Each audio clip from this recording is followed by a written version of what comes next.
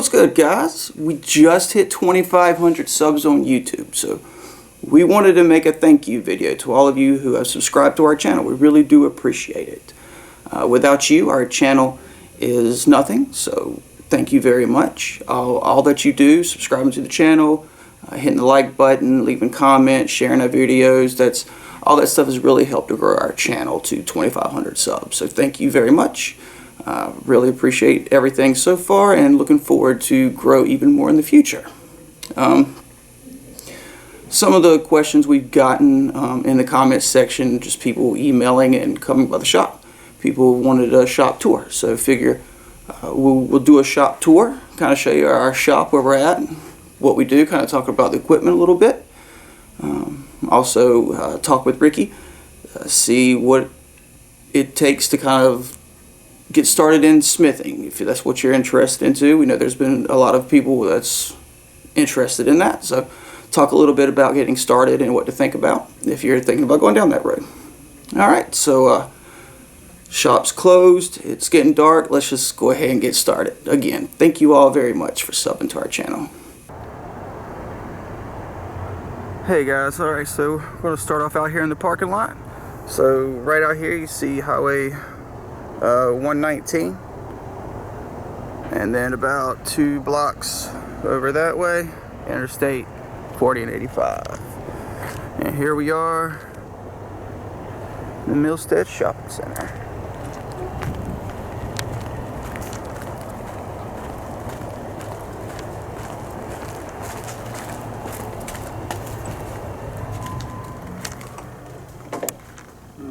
Hey folks, welcome to Maverick Gun Works. Alrighty, we've had apparently a few folks around that have been watching our channels have been asking for a tour of the shop, since you probably live in a place where you can't see us right away. So we'll do a little scan of the shop here and give you some idea about some of the things we do. Alright, over here this is our small storefront. We don't have a whole lot of stuff. We're not a Bass Pro Shop kind of thing, you know. But I do what I can to keep the local folks supplied. We've got our holsters over here. And by the way, these are locally made in North Carolina. Do best I can to support our local folks too. Our Murph holsters and belts. We've got some other holsters on the wall over here for sticky holsters and some neck square stuff over there. The typical accessories kind of things you would typically look for. Got our loophole scopes a little bit, some handguns and a few long guns. And right now, honestly, our inventory's been down considerably from what we usually have. It's just between this time of year and with the virus crap going on, suppliers have really struggled to get the stuff to us. And we're doing everything we can to keep stuff that you guys want as best we can. I'm over here on this side, and you can tell it's the Christmas time. We've got our little Christmas tree up and our Santa Claus on the motorcycle. I think he's kind of cool. Anyways, we've got our display case here for custom made knives. These are locally made by Robert Lamar. Does a really good job. Those are all handmade Damascus knives. And then above that we've got some magazines of various choices here. And for something that we don't have, we'll do our best to get it for you as best we can. All right. Come on down this way. We've got a few more accessories. We try to keep a decent selection of AR stuff on the wall here. You can typically walk in here most times and be able to pick up everything you need off the wall to build your own AR if you wanted to. We've had folks do that several times, and if you are putting one together yourself or cleaning one maybe and you accidentally lose a spring or lose a detent, I keep those things here so we can help you with that part too. And our ammo back here is very slim by chance, again because of the virus crap. We very seldom can get the handgun ammo to keep people supplied here. We've got a decent selection of shotgun shells right now, and a little bit of deer rifle hunting stuff kind of thing. But as far as the handgun ammo, it's been really scarce to pick it up. And down here we have our case with some Crimson Trace lasers and flashlights, some True Glow stuff, and we can get other brands. This is just stuff that we typically carry most of the time. And also on the back wall over here behind the computer, we have some suppressors, some flash hiders, muzzle brakes, bipods, some triggers. We also carry with the Fostech Echo triggers. If you've not seen that, check out a video. We have a couple videos, I think, with that on our YouTube channel. And also we deal with the CMC and POF triggers. And any of the stuff, if there's something that you don't feel like you're comfortable with putting it on yourself, we offer that service here also. So we'll step back in that case and go down the hallway here, take a look at some of the other things we do. Over here we have, this is the rack we use to put our guns on after we've been repaired. Things that we've worked on, we put them here, stage them so folks can pick them up. Along this wall are things that we're working on. And I'm trying right now to whittle this down so we can have those done before we move, hopefully. And right now, this is the 1st of December, by the way, if you don't realize what time of weather it is or time of year it is. We are planning on moving to a larger building in the following months. Hopefully, come Christmas time, we'll be here until Christmas, and we're moving to a much larger building where I'll be able to have all my machine shop equipment in one place. And we'll step back here in just a second, show you the machine shop too. But and you'll see why we're really cramped for what we have going on here. We'll step in here for a second. And this is what I call my operating room. Come on in here. It's a lot of toolboxes. All these boxes are full of mostly hand tools that we use for different gunsmith repair work. So and you can see we've got a couple of different things here on the tables for various stages of repair. Some of them we've had a hard time finding parts for.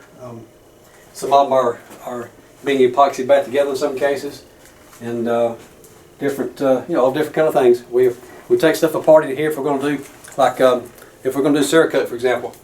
Typically we'll bring it in here and I'll close the door, and this floor is sealed all around the bottom. So any parts, if I have something that flies out of a gun unexpectedly, then at least somewhere in this room the part should stay here. And sometimes I find it, and sometimes it takes a little while to get hold of it. But I did that so that if I do lose a part or something pops out, I have a really good chance of finding it within this room. That's something, if you are thinking about doing gunsmith work, I recommend that you find a place like that or similar, where if a gun accidentally, let's say, a piece pops out of it or a spring comes loose and it goes flying across the room, you have it in a somewhat contained space, so that you may be able to find it and not have to buy another one. And I would not recommend a carpet on the floors either. I mean, this floor is concrete, and we painted it with a gray paint so that any parts show up better. If I lose something, it makes it much easier to find. Okay. Anyway, with that, let's step on back here to the machine shop part, and we'll take a look at that stuff.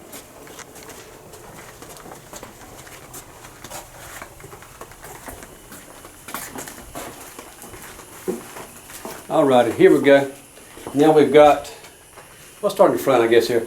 This is my milling machine. It is all manual. It looks like there's a lot of going on over here as far as digital readout goes. It does have digital readout. I'll flip this on the shade right quick. So it is very precise. It goes down to, how many decimal points here we have? Look at that. 1, 2, 3, 4 decimal points for X, Y, and Z movement. So we have really close tolerances we can hold. And on here we have the jig that I use for drilling and tapping a receiver, for example, or a barrel. I had this set up last time. I haven't taken it down yet. I still have a couple more to do for in this case was a long-range rifle that this gentleman uses, a 45-70 single-shot rifle that he's using for competitions. And we were drilling and tapping and putting different sights on it for him. So anyway, that's just some of the stuff we can do with that. And we'll make parts if we have to. That's really good for drilling and tapping precision stuff. Over here is my my Grizzly lathe. It is capable of barrel length if we need to for shotguns and rifles. And this is a 4-jaw chuck where we can dial in your rifle barrels. And I know we have 1 or 2 videos, I think, on the YouTube channel that shows us doing some of the work on this. And just to give you a tidbit about what it takes, other than just having the machine itself, and a 4-jaw chuck if you're going to thread barrels, because most people don't realize the rifling inside the barrel is not concentric with the outside. So you have to have a 4-jaw chuck and a dial indicator to be able to dial that in so you get it perfectly true. That way, when you thread it, if you put a suppressor on it or a flash hider or muzzle brake of some device, then when the gun fires, the bullet will be striking your device on the end of the barrel. So it's got to be exactly right. And with this, I dial it in typically to 4 decimal points, half of 1/10,000th of an inch, so that it's It's about as close as I can get it perfectly centered with the rifling, and we'll true the outside of the barrel that way. All right. So anyway, that's some of the stuff we do with that one. And over here I've got my Liberty safe where I have things stored. At night time we have to take all the firearms off the wall now and put them in the safe for safekeeping. And we have those out only when the store's operating on open hours. And here I've got my, let's see, how about this side? Go over here to my sandblast cabinet. Got my good trusty shop vac. I use that when I'm using the sandblaster. My Lincoln welder, TIG welder. That's okay for that way. It's a stick and TIG machine. Does really good work. I like this machine a lot. And my air compressor. You've got that compressed air if you're going to do anything pretty much. Back over this side, my table here. This is just my general work table. I know for this rifle, for example, it's been, well, I put a scope on it. I did a trigger job on it. We installed a new trigger. And we also will be bedding the stock. I have the stock ready to go. I think it's in the cabinet right here. But we'll be bedding that stock tomorrow, putting it into the Acro glass. So anyways, just a couple of things we're working on.